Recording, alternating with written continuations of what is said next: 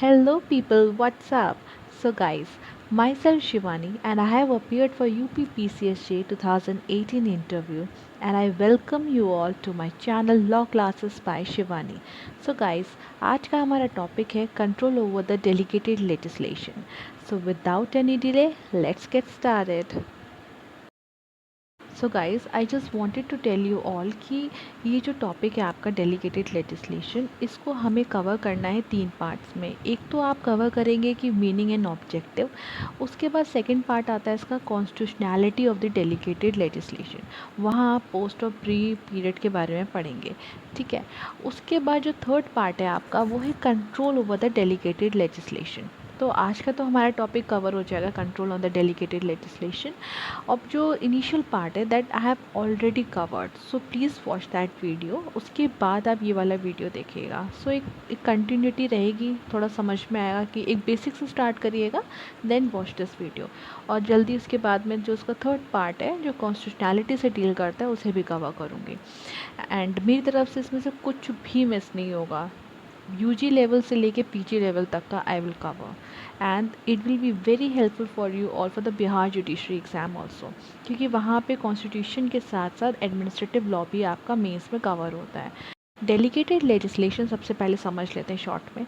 देखिए, जब कभी भी लेजिस्लेचर्स खुद से अपनी पावर्स को कन्फर करते हैं, एम्पावर करते हैं दूसरे ऑर्गन को फॉर मेकिंग द लेजिस्लेशंस, ठीक है, उसे हम कहते हैं delegated legislations made by that authority. उन्होंने अपनी फंक्शंस को एंट्रस्ट कर दिया एग्जीक्यूटिव को, या फिर हम कह सकते हैं उन्हें एडमिनिस्ट्रेटिव अथॉरिटीज़ को. यहाँ पे जो भी पावर्स कन्फर करी जाती हैं लेजिस्लेचर्स के थ्रू, वो एक परमिसिबल लिमिट्स के अंदर होती हैं. यानी कि कुछ पावर्स ऐसी होती हैं, कुछ फंक्शंस होते हैं that can only B exercised by the parliament itself. So certain functions can be delegated and certain functions can not be delegated. I have already covered that. ठीक है. अब यहाँ पे जब हम बात करें कंट्रोल की, देखिए अगर मैं पार्लियामेंट हूँ फॉर सपोज और मैं अपनी पावर्स एग्जीक्यूटिव बॉडीज़ को दे रही हूँ कि that you can also make some legislations, but वो एक लिमिट के अंदर. So I have to make sure कि कंट्रोल रहे उनके ऊपर. ठीक है. बाकी की बॉडी आपकी बची, एक ही बॉडी बची जुडिशियल कंट्रोल, तो उनका भी कंट्रोल रहता है. सो हमें यही पढ़ना है कि किस तरीके से डेलीगेटेड लेजिस्लेशंस पे, सबऑर्डिनेट लेजिस्लेशंस पे ये कंट्रोल जो है एक्सरसाइज किया जाता है. तो कंट्रोल हम यहाँ देख सकते हैं कि 2 स्टेजेस पे हो सकता है. सबसे पहले एट द सोर्स, उसके बाद at the stage. At the source का मतलब ये है जब लेजिस्लेचर्स पावर्स कन्फर कर रहे होते हैं एक उस स्टेज पे, और दूसरी स्टेज वो जब एग्जीक्यूटिव्स उन पावर्स को एक्सरसाइज करते हैं. कंट्रोल का बेसिक कॉन्सेप्ट यही है कि ये इतना ज़रूरी इसलिए हो जाता है क्योंकि अगर किसी भी ऑर्गन के पास एब्सोल्यूट पावर आ जाएंगी, it tends to corrupt absolutely. इसलिए किसी भी ऑर्गन के पास एब्सोल्यूट या अनलिमिटेड पावर्स नहीं होनी चाहिए. इसी वजह से ये कंट्रोल स्टैब्लिश करे गए हैं. All the safeguards are there. तो यहाँ पे जैसे कि हमने पढ़ा कि कंट्रोल एक सोर्स पे एक स्टेज पर है. ठीक है. एट दैट स्टेज जब एग्जीक्यूटिव्स वो डेलीगेटेड पावर्स को एक्सरसाइज कर रहे हैं and at the time of conferring those powers to them. ठीक है. अब जुडिशियल कंट्रोल की हम यहाँ पे बात करेंगे. So delegated legislation, they also fall under the purview of judicial review. यानी कि कोर्ट्स डिसाइड करेंगी उन डेलीगेटेड लेजिस्लेशंस की वैलिडिटी 2 टेस्ट अप्लाई करके. पहला है आपका सब्सटैंटिव अल्ट्रा वायरस, दूसरा है आपका procedural ultra vires. Ultra vires यानी कि बियॉन्ड द पावर और अथॉरिटी और lack of power. So act is said to be ultra virus कब? When it is being done by the person or the body of the person which is beyond the power or authority. ठीक है. अब substantive ultra vires देखते हैं. देखिए, जब कभी भी subordinate legislation it goes beyond what is delegated to it by the authority to enact, means कि वो अपनी पावर्स को एक्सीड करते हैं. जो भी पावर्स लेजिस्लेचर ने, फॉर एग्जांपल पार्लियामेंट ने जो भी पावर्स कन्फर करी हैं उसे एक्सीड करते हुए कोई भी लेजिस्लेशन उन्होंने बनाया है, so that will come under the substantive ultra vires. अब हम देखेंगे ऐसी कौन से सर्कमस्टांसेस है जब हम ये कह सकते हैं कि जो डेलीगेटेड लेजिस्लेशन है ये इनवैलिड है on the ground of substantive ultra vires.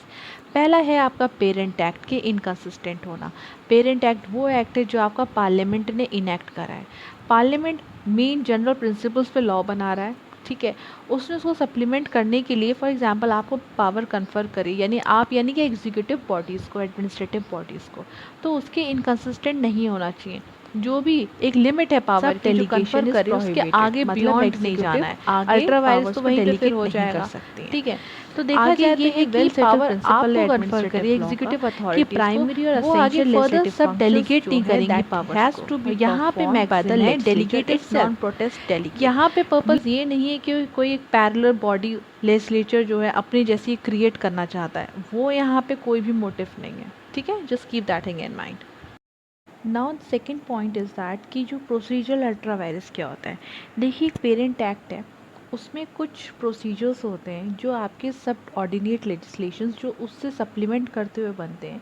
It require it to follow certain procedures कुछ मैंडेटरी भी हो सकते हैं, कुछ नॉन मैंडेटरी भी। Now the first one is the publication. अगर मतलब mandatory ultra vires non compliance अंदर दो रिक्वायरमेंट्स है, एक पब्लिकेशन और एक कंसल्टेशन। अल्ट्रा मतलब कि जो एक्ट जो डेलीगेटेड लेजिस्लेशन से दे रिक्वायरमेंट्स है जैसे कि पब्लिकेशन और कंसल्टेशन, लोगों को एक्सेस तो होना चाहिए ना, what is the law is all about. Ignorance of law is no excuse, right. So England, US और इंडिया में देखते हैं कि इंग्लैंड में स्पेसिफिकली दो एक्ट्स हैं जो इसके पब्लिकेशन से डील करते हैं, पब्लिकेशन ऑफ डेलीगेटेड लेजिस्लेशंस। पहला है आपका rules publication act of 1893 and the second one is statutory instrument act 1946। USA का स्टेटस ये है कि 1930 से पहले 35 से पहले ऐसी कोई भी मैकेनिज़्म नहीं था, ऐसी कोई भी मशीनरी नहीं थी, ऐसा कोई भी स्पेशल एक्ट नहीं था जो इससे डील करता हो कि ये जितने भी आपके डेलीगेटेड लेजिस्लेशन है दे शुड बी पब्लिश्ड। 1935 के बाद आपका फेडरल रजिस्टर एक्ट पास हुआ और दूसरा administrative procedure act of 1946।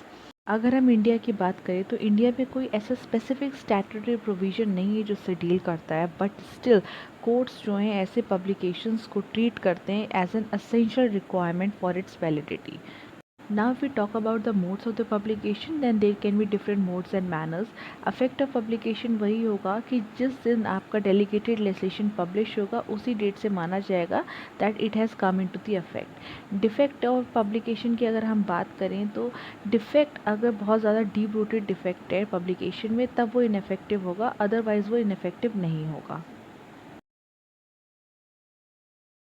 Now if we talk about the consultation process, तो इसमें यही होता है कि जो डेलीगेटेड लेजिस्लेशन है उसको प्रिपेयर करने से पहले there is consultation between the parties, there is exchange of ideas between the parties. So it's a kind of control which is being exercised by the judiciary against the executive action, against the abuse of power. सो ये जो process of consultation है affected parties के बीच में, affected interest जिनका होता है उनके बीच में एक तरीके से ये कंसल्टेशन का प्रोसेस जो होता है बहुत ज़रूरी होता है। देखिए कंसल्टेशन का मतलब ये नहीं होता है कि कंसेंट देना या फिर कॉन्करेंस होना, the relative marriage basically other point of the full and effective deliberation होता है। कोई कंप्लीट नहीं हो सकता है आपका जब तक कि पार्टीज़ आपस में अपने व्यू पॉइंट्स को एक्सचेंज ना करें।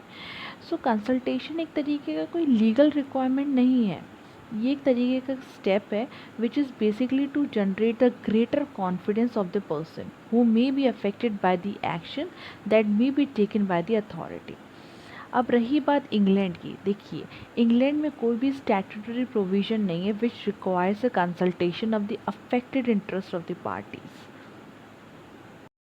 If we talk about US, तो यूएस में तो ये प्रैक्टिस काफ़ी ज़्यादा कॉमन है। इससे रिलेटेड एक एक्ट भी है आपका एडमिनिस्ट्रेटिव प्रोसीजर एक्ट ऑफ 1946 जो कि डील करता है detail provisions for the consultation which is required between the interested parties. उनको ये अपॉर्चुनिटी दी जाती है रूल मेकिंग प्रोसेस में पार्टिसिपेट करने की।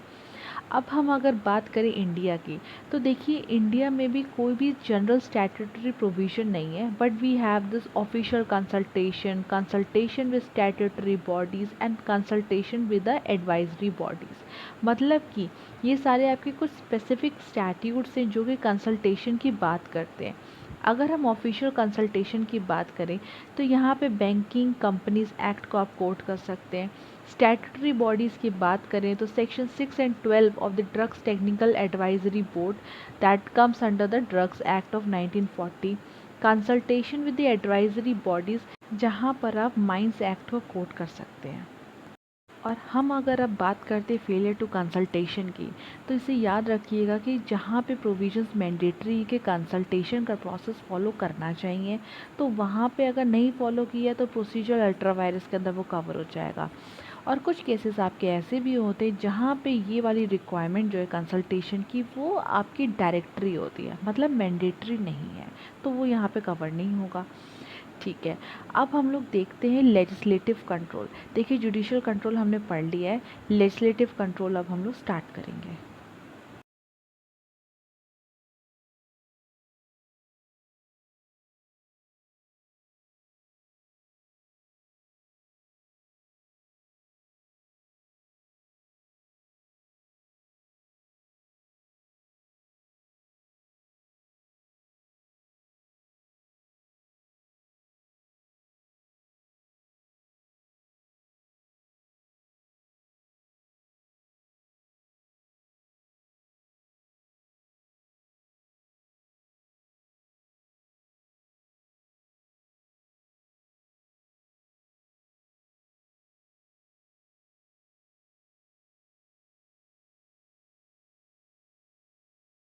यहाँ पे यही है कि legislature they have basically entrusted the function to the executive bodies. तो जाहिर सी बात है, जब वो फंक्शंस एंट्रस्ट कर रहे हैं तो वहाँ पे वो कंट्रोल भी बनाए रखेंगे ताकि पावर का अब्यूज़ ना हो। तो वो कंट्रोल किस किस मैकेनिज़्म के थ्रू होता है, अब हमें ये देखना है। सो बेसिकली तीन तरीके, एक तो प्रोसीडिंग्स इन पार्लियामेंट उसके through, second is laying on the table and the third is a scrutiny committee. अब एक एक करके देखते हैं कि यहाँ पे किस तरीके से पार्लियामेंट इन डेलीगेटेड लेजिस्लेशंस पे इन प्रोसेस के थ्रू कंट्रोल रखती है।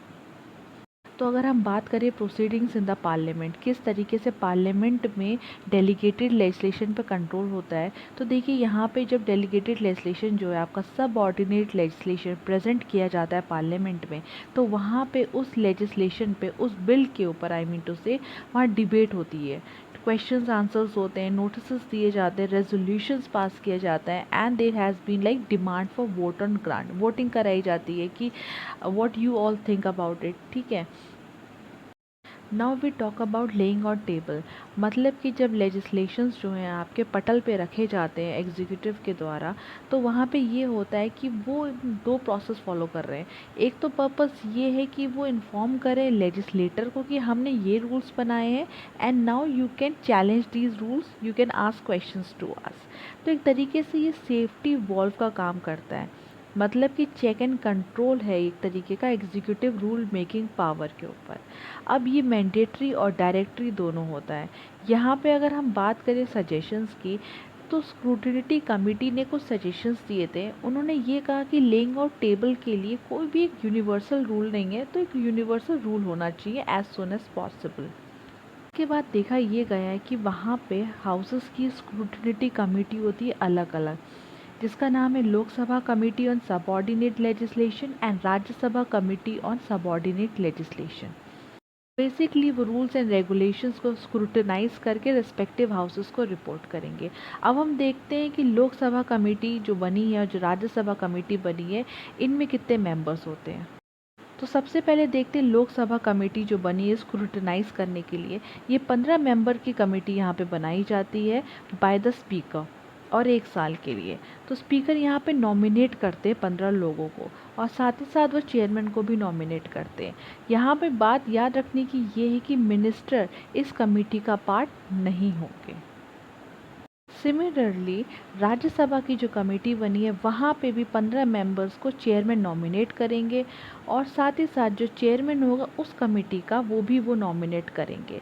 बट यहाँ पे क्या डिफरेंस है कि minister is not been prohibited from becoming the member of the Rajya Sabha committee. अगर चेयरमैन चाहें तो उनको भी नॉमिनेट कर सकते हैं as a member. Moving on towards the conclusion, parliamentary control कहीं ना कहीं वीक देखा गया है, so we need to strengthen the system. Mister Lloyd के हिसाब से, जिनका 40 साल का एक्सपीरियंस है, अकॉर्डिंग टू हिम ये जो पार्लियामेंट्री कंट्रोल एक पूरी तरीके से सिर्फ एक फिक्शन है ओवर द एग्जीक्यूटिव बॉडी।